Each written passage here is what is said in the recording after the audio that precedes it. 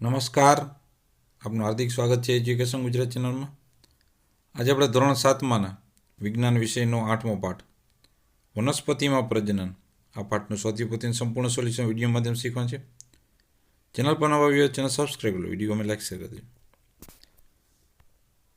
દો. પ્રશ્ન નંબર 8મો. નીચેના દરેક પ્રશ્નોના 1-2 વાક્યમાં ઉત્તર આપવાના છે. પહેલો પ્રશ્ન, પ્રજનન એટલે શું? જવાબ છે દરેક સજીવ પોતાનું અસ્તિત્વ ટકાવવા માટે પોતાના જેવો જ બીજો સજીવ ઉત્પન્ન કરે છે. આ ક્રિયાને પ્રજનન કહે છે. બીજો પ્રશ્ન, વાનસ્પતિક અંગોના નામ લખો. જવાબ છે વાનસ્પતિક અંગોમાં મૂળ, પ્રકાંડ અને પર્ણનો સમાવેશ થાય છે. ત્રીજો પ્રશ્ન, કલમ એટલે શું? જવાબ છે ગુલાબ અને ચંપાની ડાળીને ગાંઠથી કાપતા મળતા ટુકડાને કલમ કહે છે. આ કલમને જમીનમાં રોપવાથી નવી વનસ્પતિ ઉગાડી શકે છે. ચોથો પ્રશ્ન, વનસ્પતિમાં ગાંઠ શું છે?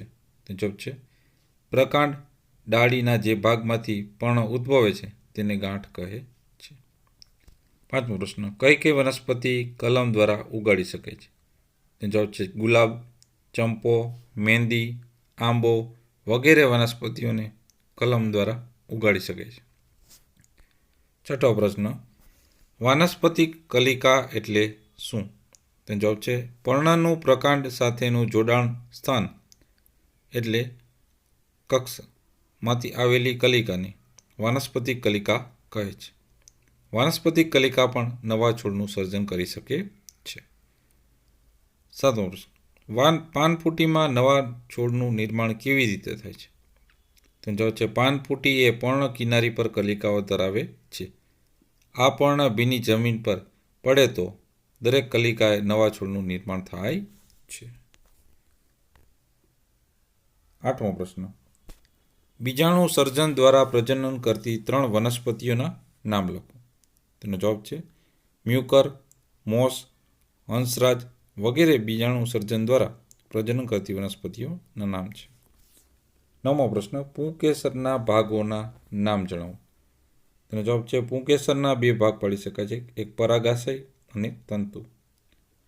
10મો પ્રશ્ન, સ્ત્રીકેસરના ભાગોના નામ જણાવો. તેનો જવાબ છે સ્ત્રીકેસરના 3 ભાગ પાડી શકાય, પરાગાસન, પરાગવાહિની અને અંડાશય, એટલે કે જેને કહીએ છીએ આપણે બીજાશય.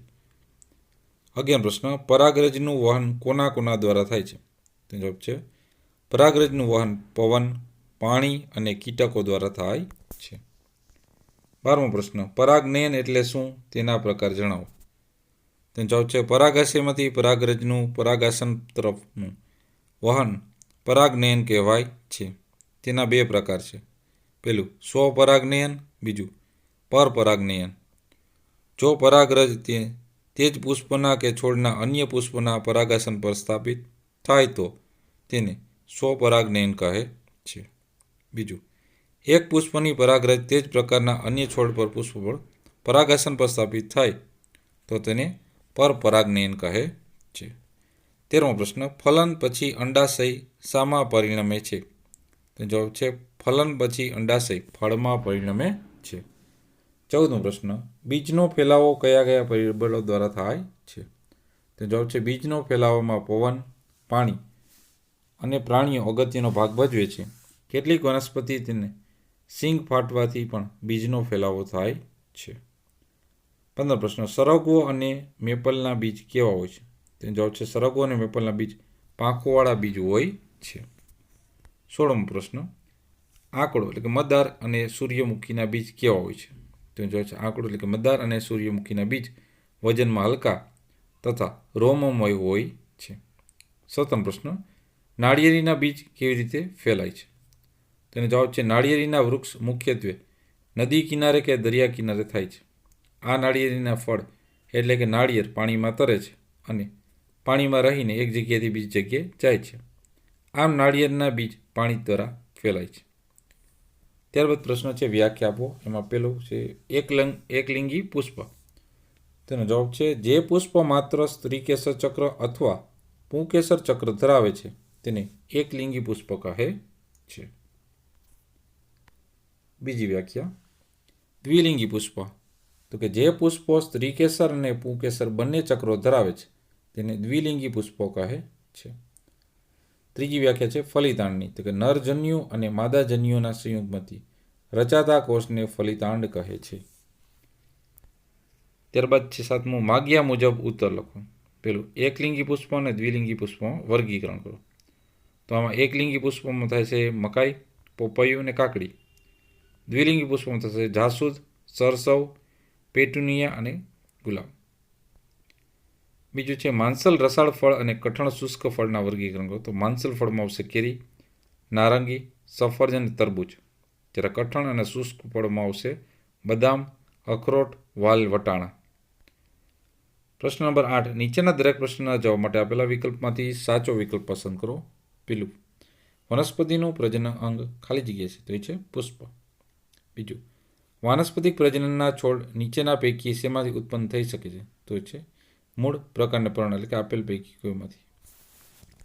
ત્રીજો પ્રશ્ન, નીચેના પૈકી કઈ વનસ્પતિ કલમ દ્વારા ઉગાડી શકાય છે, તો એ છે ગુલાબ.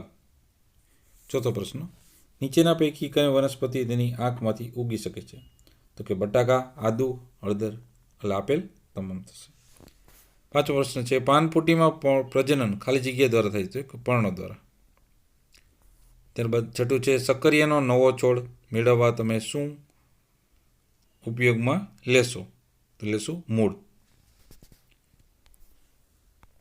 ત્યારબાદ પ્રશ્ન નંબર 7, ઈસ્ટને ખાલી જગ્યા દ્વારા જોઈ શકાય, તો એ છે સૂક્ષ્મદર્શક યંત્ર દ્વારા. 8મું, બીજાણુ સર્જન કરતી વનસ્પતિ ખાલી જગ્યા, તો એ છે બ્રેડ મોલ્ડ, એટલે કે મ્યુકર જેને આપણે કહીએ છીએ. 9મી ખાલી જગ્યા નરજન્યુનું ઉત્પન્ન કરે છે, પરાગરજ. બીજું, નર અને માદા જન્યુનું સંયુગ મને ખાલી જગ્યા કહેવાય, એને કહે છે ફલન. 11મી ખાલી જગ્યા, પરિપક્વ અંડાશયને ખાલી જગ્યા બનાવે છે, તો કે ફળ. 9મો પ્રશ્ન, યોગ્ય શબ્દ વડે ખાલી જગ્યા પૂરો. પેલું, પુષ્પ એ વનસ્પતિનો ખાલી જગ્યા ભાગ છે, તો કે પ્રાજનની. બીજું, વનસ્પતિના વાનસ્પતિક ભાગમાં નવો છોડ નિર્માણ પામવાની ક્રિયાને ખાલી જગ્યા કહે છે, તો કહે છે વાનસ્પતિક પ્રજનન. ત્રીજી કલિકા, કક્ષ કલિકાનું બીજું નામ ખાલી જગ્યા કલિકા છે, તો કે વાનસ્પતિક કલિકા. ચોથી કલિકા, પાનફૂટી એ ખાલી જગ્યા પર કલિકાઓ છે, તો કે પર્ણની કિનારી આવે છે. 5મું, વનસ્પતિ લિંગ પ્રજનન દ્વારા ખાલી જગ્યા ઉત્પન્ન થાય છે, તો એ થાય છે લિંગી પ્રજનન દ્વારા બીજ. 6ઠું, ઈસ્ટ ખાલી જગ્યા દ્વારા પ્રજનન કરે છે, કે કલિકા સર્જન દ્વારા. 7મું, ઈસ્ટના કોષમાંથી એક નાનું બલ્બ જેવું પ્રલંબન જોવા મળે છે, તેને ખાલી જગ્યા કહે છે, એને કહેવાય છે કલિકા. 8મી કલિકા, લીલ નાના મોટા ટુકડાને તૂટીને નવી લીલનું સર્જન થવાની ક્રિયાને ખાલી જગ્યા કહે છે, એને કહેવાય છે અવખંડન. 9મી કલિકા, વાસી બ્રેડ કે રોટલીનો ટુકડો રાખી મૂકવાથી તેના પર ખાલી જગ્યા જોવા મળે છે, તો કે ફૂગ. 10મી કલિકા, હંસરાજમાં બીજાણુ સર્જન ખાલી જગ્યામાં થાય છે, કે બીજાણુ ધાનીમાં. 11મી કલિકા, ખાલી જગ્યા વનસ્પતિનું નર પ્રજનન અંગ છે, તો કે પુકેસર. 12મી કલિકા, ખાલી જગ્યા વનસ્પતિ માદા પ્રજનન અંગ છે, તો એ છે સ્ત્રી કેસર. 13મી કલિકા, જે પુષ્પ માત્ર નર અથવા માદા પ્રજનન અંગો ધરાવે છે આવા પુષ્પને ખાલી જગ્યા કહે છે, એક લિંગી પુષ્પ. 14મી કલિકા, માદાજન્યુ અથવા અંડકોષ ખાલી જગ્યામાં ઉત્પન્ન થાય છે, તો કે અંડકમાં. 15 ખાલી જગ્યા, પરાગરજનું પુષ્પના પરાગાસનમાંથી એક પુષ્પના પરાગાસન પર અથવા તો બીજા પુષ્પના પરાગાસન પર સ્થાપિત થવાની ક્રિયાને ખાલી જગ્યા કહેવાય છે પરાગનયન. 16મી કલિકા, લિંગી પ્રજનનમાં એક જન્યુ અને એક માદા જન્યુ ભેગા મળીને ખાલી જગ્યા બને છે, તો કે ફલિતાંડ.